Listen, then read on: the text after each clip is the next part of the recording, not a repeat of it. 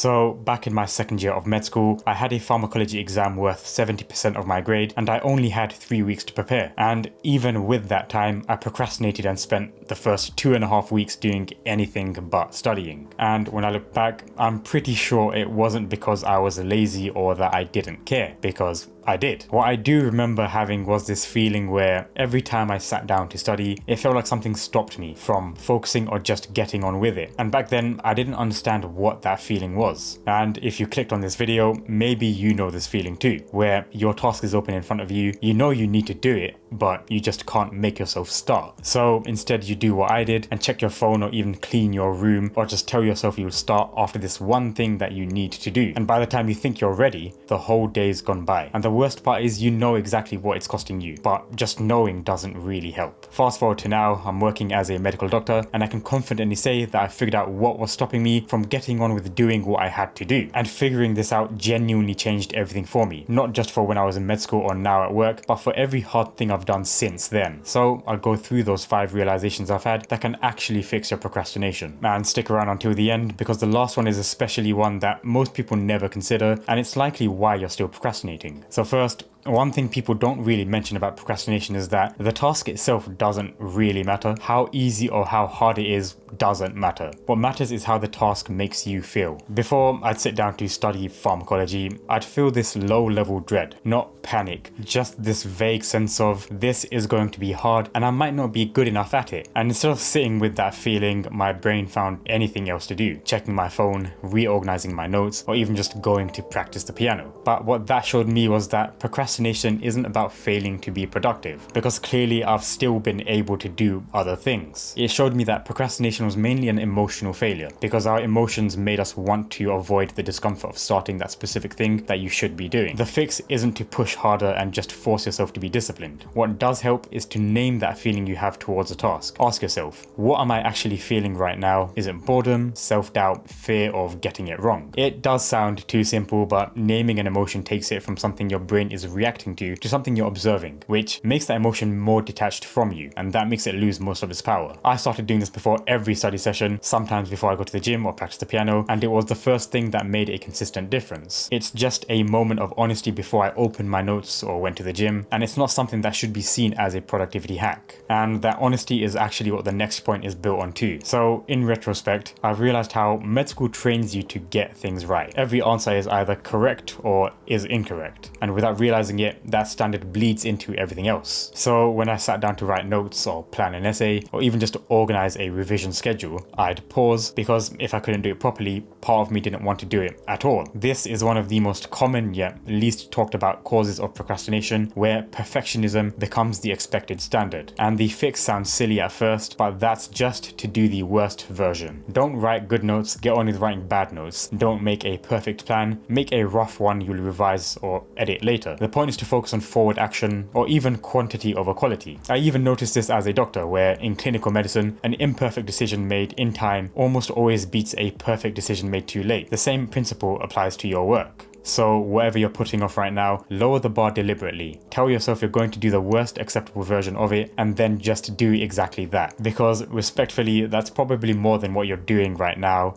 and once you're at least moving, the quality will follow naturally. And before the next point, if you ever feel like the day just disappears and you're not sure where the time went, that was me too. Even as a doctor, a productivity coach, and someone who has spent years studying how high performers use their time, I was still getting distracted, losing hours, and not making the progress I wanted on the things that actually mattered to me. So I built an app called Superhuman that showed me exactly what was eating my time, made me reflect on it honestly, and nudged me towards the goals I kept putting off. And it's what helps me manage working full-time as a doctor, running a YouTube channel, coaching, training, and still having a personal life. Superhuman builds a completely personalized productivity system around you specifically, your goals, your schedule, your distractions, your patterns. It gives you daily briefings, honest reflections, habit tracking, and high leverage tasks chosen specifically for where you are in your journey. And this means that as you progress, the whole system evolves with you, getting more ambitious, more specific, and more tailored the longer you use it. If that sounds like something you need, the link to download Superhuman is in the description below. Thank you, and now back to the video.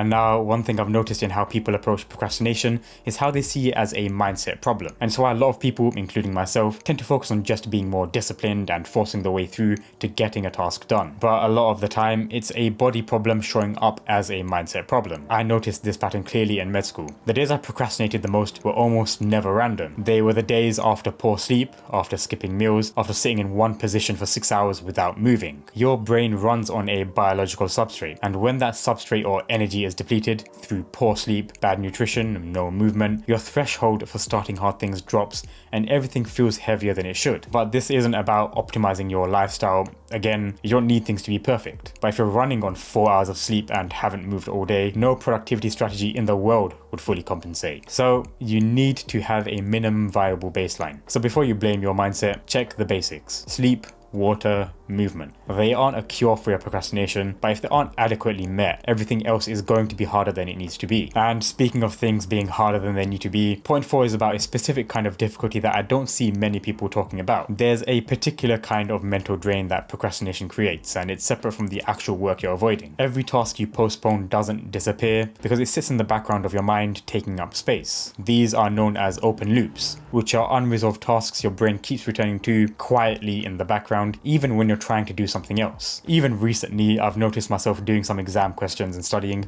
but simultaneously having this low-level thought in the back of my mind. The admin I had to do, the piano practice I need to do, or the gym workout I still hadn't done. None of those things were being done, but all of them were costing me energy. But the fix wasn't to just go through the tasks one by one. The best thing to do though was to close the open loops. And again, that doesn't mean doing the task. It just means to make a specific decision about it. Think about when does it get done, where, for how long. The moment you answer those 3 questions and write it down, your brain releases it and makes it more of a scheduled intention rather than a constant thought. Try it now with one thing you've been putting off. Don't just tell yourself you'll do it. Decide exactly when, write it down, and notice what happens to the mental noise. Now, this point is the one I mentioned at the start, the one most people overlook, even though it's surprisingly simple. Most advice about procrastination focuses on motivation. Get more of it, find your why, visualize the outcome, and while none of that is wrong, it misses the actual problem. As I said before, the issue isn't really that you don't want to do the thing, it's just that your starting point is too high. And when a task is big, unclear, or mentally demanding, your brain calculates the effort required before you've even begun, and decides it's not worth doing right now. It has nothing to do with you being lazy. But expecting yourself to do everything now and forcing yourself to won't help. And based on that, based on trying to do too much and forcing yourself, the actual fix is to make starting so small that your brain stops resisting it. Not study pharmacology. That's not a start, because that's a destination. The actual start is open the textbook to page 1, read the first sentence, then read the second sentence, and then the third. That's it. That's the whole commitment. It's like this in medicine. There's too much going on all at once, and you can't just treat a whole patient with complex issues all at once. You manage them one step at a time, focusing on what's important and immediate, and then going downstream from there. The same logic applies here. You just need to do the first thing. So reduce your entry point, because once you're in, momentum is very likely to carry you for the rest. This is what I meant at the beginning when I said how these realizations can change how you think about procrastination. It's not just an issue of your work ethic, but an issue of the expectations and standards you have. If you adjust them, everything becomes more possible. Those 5 things: naming the feeling, lowering the bar, fixing your body, closing the open loops, and shrinking the start, none of these require more of you. They just need a slightly different understanding of what procrastination actually is. And if you want to take that further, I made a video on 15 simple habits that build focus and attention even on your worst days, which is where procrastination tends to hit the hardest. These habits help me get on with everything I do right now, and it can help you do the same.